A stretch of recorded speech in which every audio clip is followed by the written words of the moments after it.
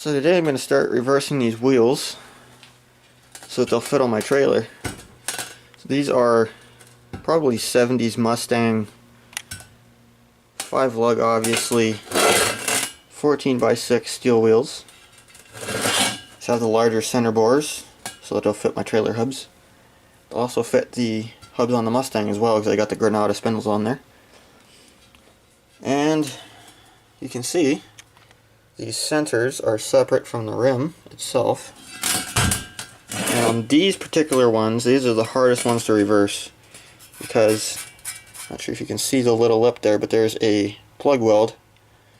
There's 2 plug welds on each of these little spokes here. So what I'm going to do is I'm going to drill those out. I'm going to pop the center out of the rim, and I'm going to flip it around and weld it back in. And what that's going to do, instead of this being the back, the wheel mounting onto this face, this is going to be reversed. So this is going to be the front of the wheel. You can see there's going to be more dish, which means that for the same width of rim, there's going to be less back spacing. So the wheel is actually going to be sticking farther out from the hub. So I'll have more space between the back of the rim and the frame.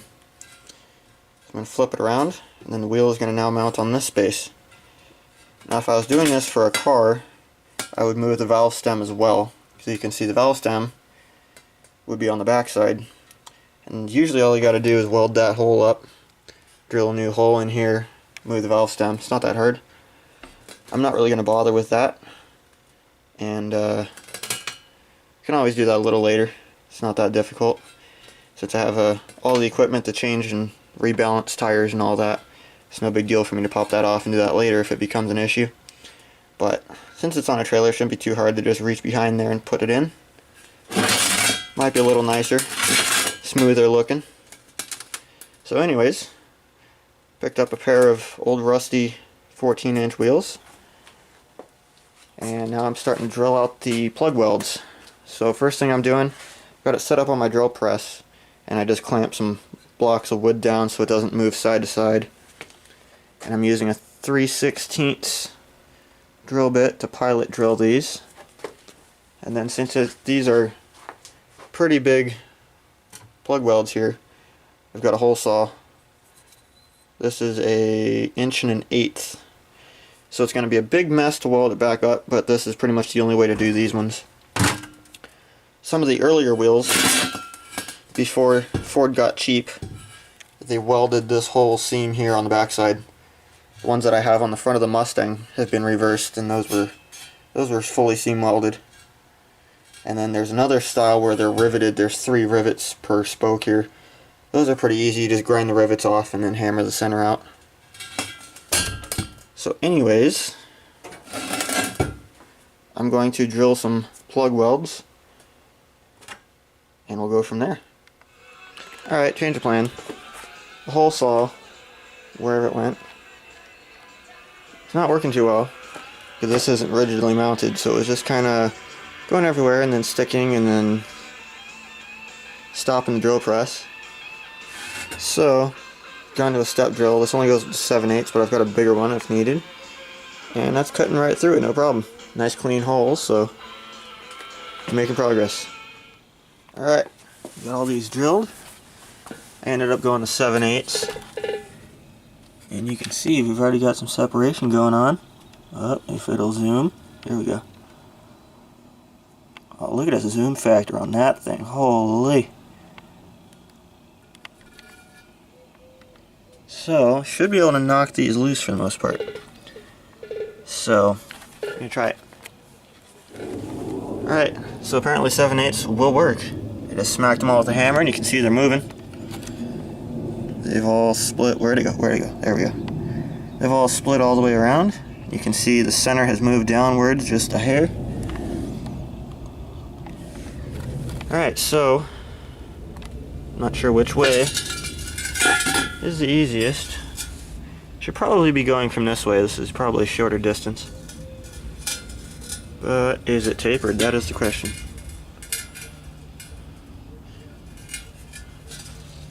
I think I'm going to keep trying to go from the back side. I don't think it really matters. I know these are kind of press fit, Well, actually, they're kind of shrink fit.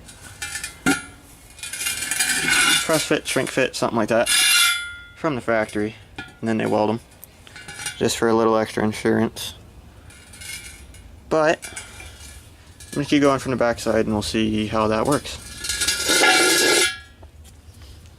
This once again proves that big hammers fix everything. So I got the center out. So it was like that. Now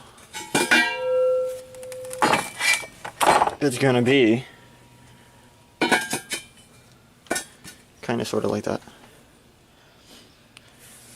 So this will be kind of easy. If I get something that's about 7/8 diameter, I can just line these halfway back up. Probably not going to fully line up because some of these are off a bit. But get that eyeballed, and then I'm going to put it probably on the trailer axle or something where I can spin it and check the run out on it. So I'll probably stick it on something and then put a dial indicator on the inside here, measure the weeble wobble action. So now that these things are apart, I needed to fill in the holes on the center part.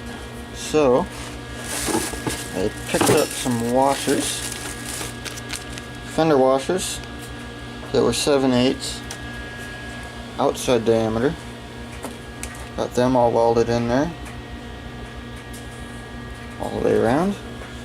Now these weren't very thick washers, and it would take about 2 of them to get to the same thickness as the center of the wheel here. So what I'm probably going to do after I get this all together is I'll go back and weld another washer on the backside. This isn't structural, so I'm not too worried about it, because when I re-weld it, I'm going to seam weld along the side here to the center of the wheel. So this isn't going to be structural at all, but I just felt it would be better to fill in those gigantic holes. So got that done. So now I'm going to smooth these out, and then I will get this thing back into the center of the wheel and start centering it in there. Alrighty, I got the first wheel tacked together. It was a big pain trying to get this thing trued up the second time. Had it just about perfect, but it had a little bit of up and down run out. So I was trying to get that out, and I ended up screwing up the side to side run out. So then I had to start all over again. But it's pretty good now. It's within about 20 thou either way, and apparently the factory specs on these are usually like 30 to 50 thousandths run out either way, up and down and side to side. And people have seen a lot of these that are way worse than that, up to like an 1/8 inch, and they still balance out decently. So this is just going to be on a trailer, and it is well within spec, so it should be good to go. So I just tacked these together. I'm going to put it back on the trailer hub and spin it one more time, make sure it's still good, and then I will start fully welding it. One thing I decided to do, I was going to put the center of the thing back where it was, basically just flipped around, so that these holes would line up and I would just plug weld them. But I decided to bring this as far back as I could, to the point where this is flat against this band in here, because this starts to roll. It's got a radius on it, so if I had it sticking out anymore, there would be a big gap. So I just brought it in, keeping it as far back as I could, but just enough that this would be nice and even, so there wouldn't be a big gap there. So now these don't exactly line up, so that just means we're going to hammer some washers in there, and it'll be pretty flush on the back side. It'll look pretty good. Weld that in, and that'll make sure that this thing will hold air. Not sure about relocating the valve stem yet. I might just leave it where it's at. Not sure on that yet. So that's something I can do later. But anyways, I'm going to throw this back on the hub and make sure it's all good to go, and then I'll finish welding it. So here you can see the difference between the original wheel and the reversed one. So you can see on the original one here, I can throw this on here one-handed. There's no room. It hits the frame rail. You can put it on here and it will spin. It will be rubbing, but it'll just barely be about the same distance as the hub to the frame rail here, back spacing. So basically, by flipping it around, I gave myself another 1.5 inches or so of clearance. Now you can see you got plenty of room.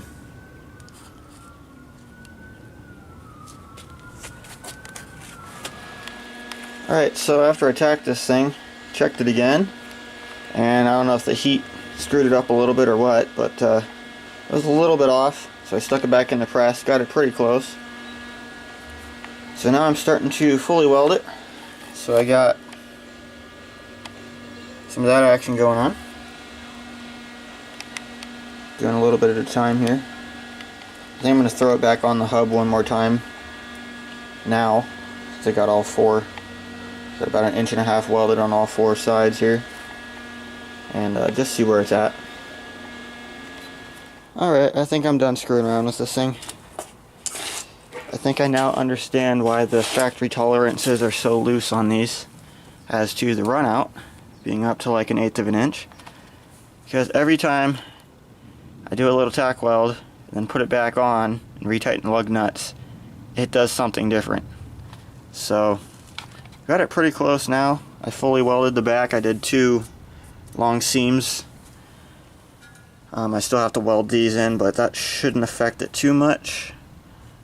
I just had a little bit of wobble to it, and I just stuck it back in the press and put a plate between the center here and then one of the spokes on the area that I needed to bend down, and just put it in there in the press, and didn't put a whole lot of pressure on it, but enough to move it just a little bit, and it seemed to have actually done something. So I should be able to actually tweak these a little bit after they're fully welded and all that, just enough to make them as close as I can get them.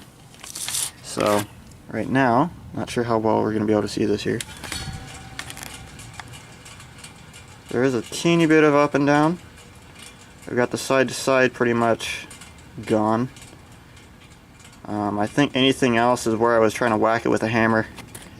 May have dented it a little bit, because like you go around and it seems like there's a little low spot if you watch the bead seat, little ridge here. That might have been where I was trying to whack it with a hammer and change it a little bit. So overall, I think it's going to be okay. It is going to be riding on the tire and not the rim, so I think once I put the tire on it and balance it, should be close enough. So I'm pretty happy with that. Alright, got the inside of the rim welded. Pretty decent. Now I'm filling in these holes in the top here. Get that one done.